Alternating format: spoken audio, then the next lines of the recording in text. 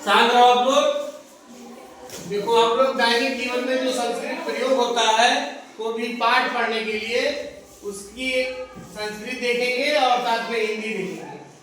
हाँ हम पढ़ेंगे, आप लोग पीछे दोहराएंगे, ठीक है। आगे क्या लिखाइए? आई। आई संस्कृत में इसका आई का अर्थ होता है मैं। संस्कृत में क्या कहेंगे? अहम। ठीक है। बी, बी का मतलब होता है हम या हम सब। संस्कृत में क्या कहेंगे? वयम। बा नहीं है, वयम। ठीक। फिर ये है यू। यू का मतलब होता है हिंदी में तुम। एक वचन और बहुवचन होता है। एक वचन के लिए हम प्रयोग करेंगे त्वम। क्या कहेंगे? त्वम। अगर यू कहीं बहुवचन के लिए प्रयुक्त हो रहा है तो हम कहेंगे यूयम। यूयम मतलब होता है तुम सब।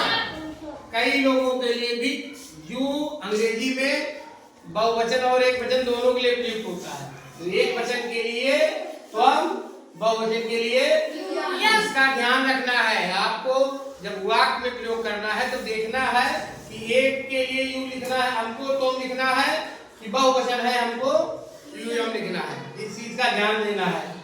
ऐसे है नीचे ही, अंग्रेजी में ही पढ़ते हैं, उसका अर्थ होता है वह। संस्कृत में सह। अगर वो पुरुष है तो पुरुष लिंग के लिए सह। यही चीज अंग्रेजी में भी ऐसे अलग है, सी होता है। सी माने भी वह होता है। अंग्रेजी संस्कृत में क्या हो जाएगा? सा। ठीक है। तो ये भी हम यहाँ देखेंगे। अगर लड़की के लिए, औरत के लिए या स्त्री लिंग किसी के लिए प्रयुक्त होगा वह की, तो हम अंग्रेजी लिखेंगे सा। और अगर पुरुष लिंग के लिए प्रयुक्त होगा तो हम क्या लिखेंगे? सह लिखेंगे। ठीक है। कोई कंफ्यूजन नहीं है यहाँ तक? अब आगे देखते हैं इट। इट माने यह होता है नपुंसक लिंग के लिए, है ना। जो सामान होते हैं, कोई सामान होता है उसके लिए, यानी जीव नहीं होती है। जो जीव नहीं होती है वहां इट का प्रयोग होता है। इट माने यहाँ। संस्कृत में कहते हैं तत्। तत् माने यहाँ नहीं यह, है ना। तत् माने यह। अब देखो दे, जैसे यू प्रयोग होता है एक वचन बहुवचन के लिए, ऐसे है दे। दे संस्कृत में पुरुष लिंग, स्त्रीलिंग, नपुंसक लिंग, तीन लिंग है ना।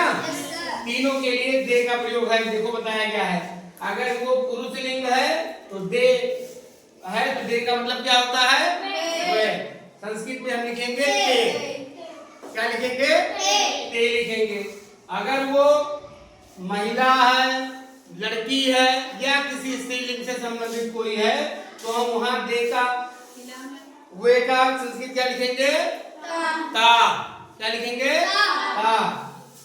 यही अगर नपुंसक लिंग है हम उसका लिखेंगे तान। देखो अंग्रेजी में तीनों की जगह प्रयोग होगा दे, केवल एक जगह, लेकिन संस्कृत में सबका अलग अलग है। हम लिंग देख के उसका उसके हिसाब से देख यहाँ वे का संस्कृत बनाएंगे। ठीक है। अब है हु। अंग्रेजी में हु का मतलब क्या होता है? मतलब क्या होता है? मतलब उसका कौन होता है ना। संस्कृत में देखो अगर वो पुल्लिंग है तो कह, क्या हो जाएगा? कह। अगर स्त्रीलिंग के लिए है तो का, क्या हो जाएगा? का। ये जरूर ध्यान देंगे, कोई वाक्य पढ़ते हैं तो हम ये जरूर ध्यान देंगे कि वो स्त्रीलिंग के लिए है कि पुल्लिंग के लिए है। ऐसे है वाट। वाट का क्या अर्थ होता है? क्या। संस्कृत में क्या लिखेंगे? किम। ऐसे है व्हेन। व्हेन का मतलब होता है कब। संस्कृत में क्या लिखा जाएगा? कदा। आप अपने किताब में पढ़ते हो, कहानियां पढ़ते हो, उसमें आता है ना कदा, कब। ये सब प्रश्नवाचक में आते हैं। Who, what, when, why, where, how आते हैं ना। कल आप लोगों को इंट्रोगेटिव जो पढ़ाया गया था ये सब उसमें प्रयोग प्रयोग होते हैं। ऐसे संस्कृत में भी है। वाई, वाई माने क्यों। संस्कृत में क्या अर्थ हो जाएगा? किमत। वेर माने कहाँ। संस्कृत में पुत्र। ये है यू, हाउ। हाउ मतलब कैसे। संस्कृत में क्या कहेंगे? कथम। ठीक है। फिर यस, यस का अर्थ होता है हाँ। कोई जवाब जब स्वीकार करते हैं हाँ, है ना। संस्कृत में उसका अर्थ है आम। अगर हाँ कहना है, अगर हम संस्कृत बोलते एक दूसरे से तो कहते हाँ, आम, है ना। आम मतलब हाँ। और अंग्रेजी में नो है तो संस्कृत में ना। सीधे कह देंगे पानी पियोगे, कहेंगे तो क्या उत्तर होता है? ना। ठीक है। फिर आवर, आवर मतलब हमारा। संस्कृत में हम कहेंगे अस्माकम। फिर है हियर, हियर माने यहाँ। यहाँ को हम संस्कृत में कहेंगे यत। कितनी सारी संस्कृत हमने सीखा है? कितना है ये? 20 है। Yes sir. हमने गिना नहीं था लेकिन 20 हो गया है ना। 19 है, 20 है। तो ये 20 शब्द ये सीख लो। कुछ शब्द भी और बचे हैं, उसको भी हम लिखवा देंगे, उसको आप याद कर लो। फिर आप संस्कृत पढ़ने में कहीं कोई कठिनाई आपको नहीं आएगी। क्योंकि कठिनाई कहाँ आती है? यही मीनिंग समझने में, हमको शब्दार्थ समझने में ही दिक्कत आती है।